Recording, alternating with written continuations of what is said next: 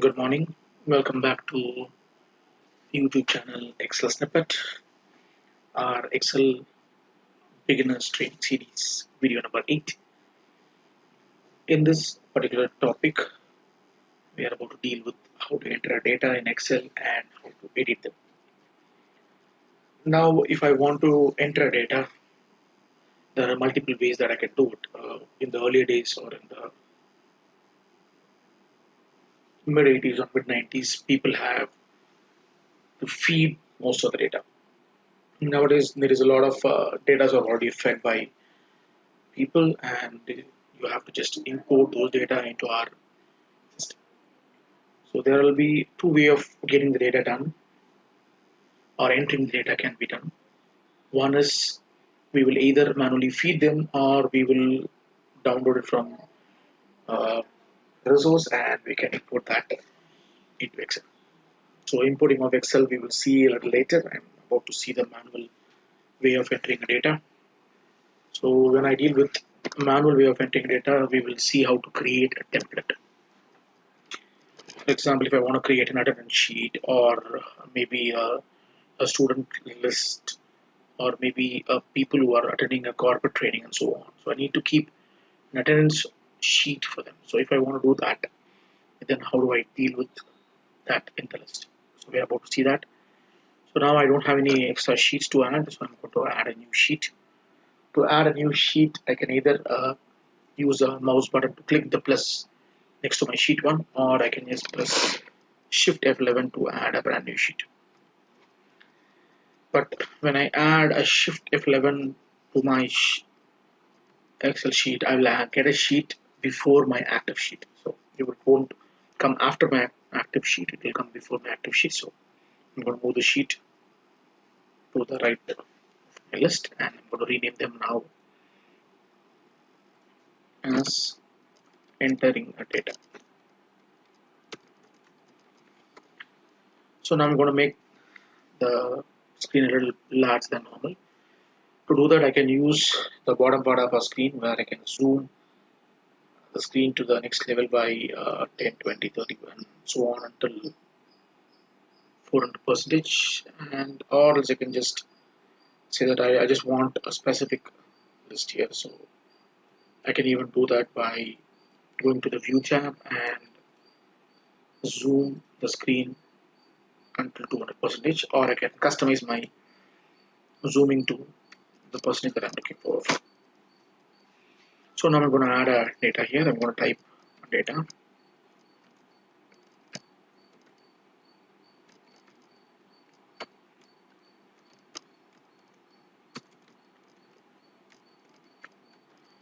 So when I type, sometimes my data may not be perfect. So I'll be typing in a multiple dimension here. It will not be one kind of data structure here. We may not have a proper data set or data which is uppercase or all lowercase. So we might get a data here and there or in a different point altogether. To convert them into a normality, I'm about to use the following function called labeling function. So I named it, or these functions are available under text functionality in the formula bar.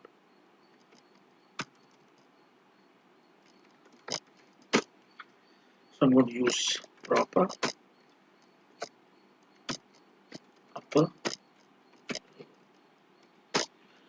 I've already used a particular data point here. I've just typed a template headers here.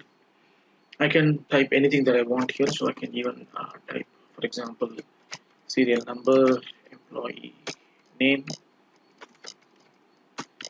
and I can say time in and time out. So when I type this data, sometimes my data may not be fully visualized yet. So when I go down to my list here, on the top of the screen, you can see employee name comes in the formula bar, but I can see the employee here, not the name here. So I want to expand these data according to the data width here. I can do that with ease. To do that, I'm going to use a keyboard shortcut, or I'm going to use this function called column autofit. So to do a column autofit, I'm going to use the keyboard shortcut Alt OCA, and this belongs to 2003 version. I can do the same keyboard shortcut either by using the current version here. So I'm using Office 365 here. So in Office 365, the keyboard shortcut will be a little different. So to bring back or call for the keyboard shortcuts, so I can just, I don't want to remember all the keyboard shortcuts here. I can just type the Alt button first, and then it pops up the shortcuts for the menu. Then I'm going to give an H, it will take me the home. I'm going to format, I'm going to say O. Then when I give an I, it will automatically expand my column. So the form will be Alt H O I will be the keyboard shortcut. I think even in our 2007 version to this version, so I'm about to use this as a base. So let's see how to do that. So this is how we do the column out of it. You can do the row out of it also. So if you want to do a row out of it here, then I'm going to use a keyboard shortcut here called Alt ORA according to the 2003 functionality. Here it might be a little different.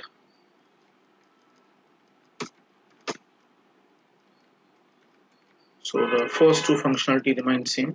Instead of I, will be something else. We have saw a big drop down here. Let me just see what is that.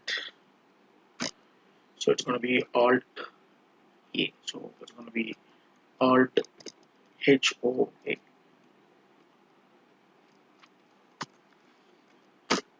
So instead of Alt ORA, it is Alt HOA.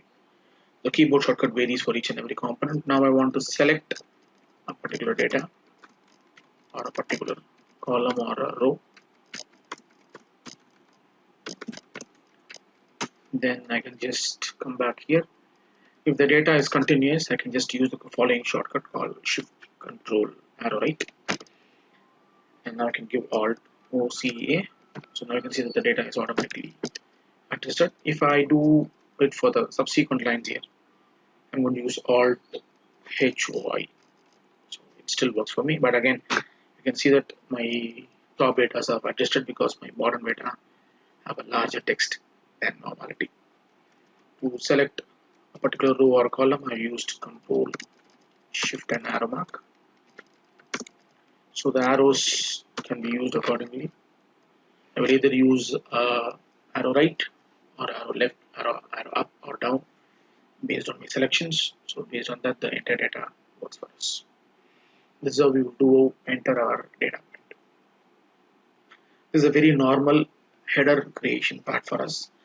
You can enter a serial number, you can enter a set of dates, time, a lot of things can be entered manually or with the following options. So now I wish to change my data, or I'm going to correct my data to a proper point. And now I want to add a space in the serial number, and I want to add a space for the timeout. To do that, I'm going to just place the cursor in my list. I'm going to press F2. That edits my cell, and then I can just manually do that. And I'm going to do the same even in here.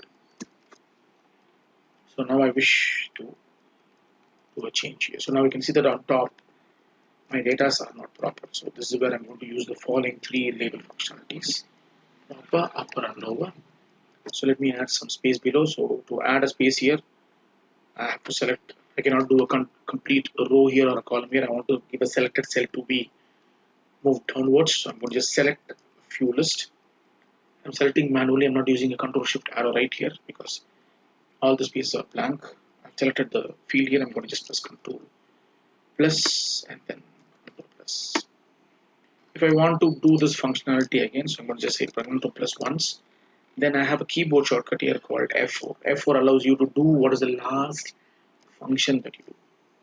So if you are finished with one particular actions, if you want to repeat the same action, then you can press F4. It can be done for any point, but it will only do one function. If I'm expanding a particular cell, if I use multi keyboard shortcuts, then the last active keyboards shortcut will be remembered. That will be the repeated action will be there. So that's the last action I can do. For example, now I'm just trying to add a bold, underline, and italics. I used Control B for bold and then Control U for underline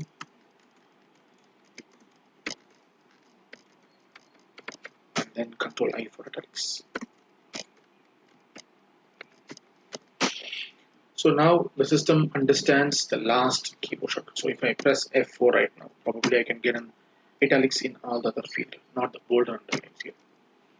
That's what this F4 can do for us.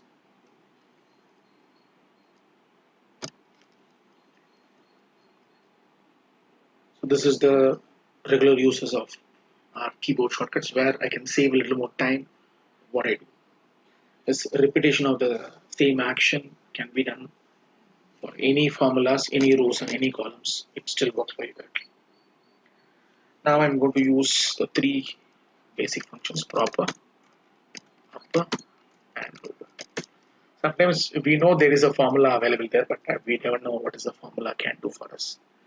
If you want to know what the formula can do for us, you can just type the first few letters of the formula, as you always do,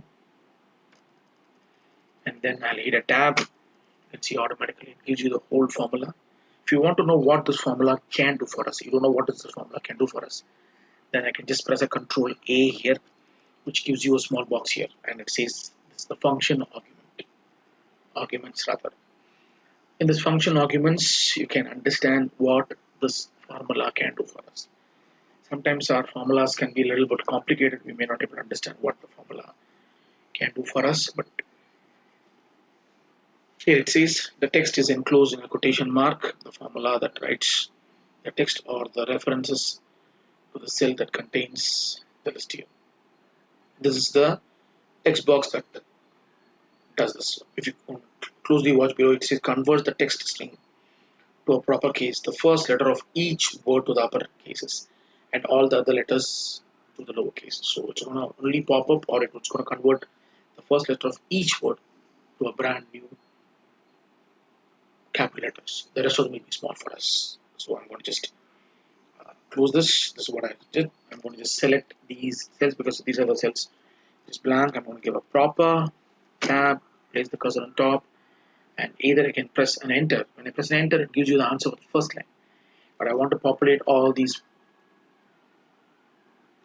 selected cells with a formula here to populate from the C cell to the G cell or C5 to G5. I'll press Control Enter. That populates all my data. And you can see that the first letter of each word is capital, the rest of them are small. And you can immediately figure out that other two formulas what it can do. It's going to convert all my data into an uppercase. It's going to convert all my data into a lowercase. So I'm going to just come down here. I'm going to say equals UP, and then you can see that. I'm going to just select the top portion. I'm just giving an enter. I don't give a Control Enter because I can select the data. Then I'm going to populate this particular formula to the rows. To populate anything on the row, even if it's a formula or anything like that, I can use a Control R button to do that. Now I want to convert all of them into the lower point. I'm going to say equals LOW, tab, select the first cell on top, enter, and I can just select all the other cells, Control R. Now you can see that the data are populated one below the other in the defined format as stated according to the formula. Proper, upper, and lower. So these are the three formulas that we have learned today. I just made an enter. I've just altered the data according to my list. Now I'm altering the data not by editing a cell. Instead, I'm just changing the pattern at which the data looks like. Remember, these formulas are dependent on this particular line item. If anything happens to this line, the entire formula has no use. You can see the formulas are living, but unfortunately, these formulas have no effects in it. So if I delete this man by mistake, you won't see anything in here. So you have to have a data there. But I wish to keep all these formulas output perfectly. And even if anything happens to the top or a dependent cell, I can do that by converting the formulas into value. To convert the formulas into value, I'm going to use a keyboard shortcut called Control C, which is a copy of the data. Then generally we use Control V to paste it and Control X to cut it. But I'm going to use a different point here called paste special. To create a space special option, I'm going to use keyboard shortcut Alt ES. And then I'm going to use the V to convert the formulas into value. I'm going to press enter once. So now we have learned a lot of keyboard shortcuts here. So remembering all of them will be a little tougher, but again, by practice you can do all of them readily. So now I want to select the C5 to G7. So I'm going to give Shift Control arrow down, arrow right. It selects the whole data for me. Now I'm going to copy this, Control C, and I'm going to use paste special keyboard shortcut to achieve it. So Alt ES will take you to the paste special options, and I can press a V here. It takes to the values. When I give an enter, all my formulas are converted into value. Now if I do anything to my data, nothing happens to my output because this is not dependent anymore. If it is a dependent cell, probably you would have seen a blank space as I showed you earlier. So this is how we do enter and edit the data. So let me do a small videos in here so we can learn this part, the partial basis, so that it will be better for us to understand it better. I can give you two more functionalities in here, but again it will be way too much for us to absorb. So I just finish this particular video series with this video. In this one we will be seeing part 2 and part 3 of entering and editing a data, with how to add a serial number, how to add adopt numbers. We can see all of them by using the autofill series and fill series and so on. So hope you enjoyed this video. So I'll be adding further more videos, at least 3 or 4 more by today. Probably will be getting 3 more videos here. So we are only halfway through now enter and editing of data. I just did probably video 8 part 1. I wish to do the part 2 sooner, so I'll be adding that at the earliest possible. Hope you enjoy my video. This is Vinod signing out from Excel Snippet, our YouTube channel. This is an Excel beginner series 1.0.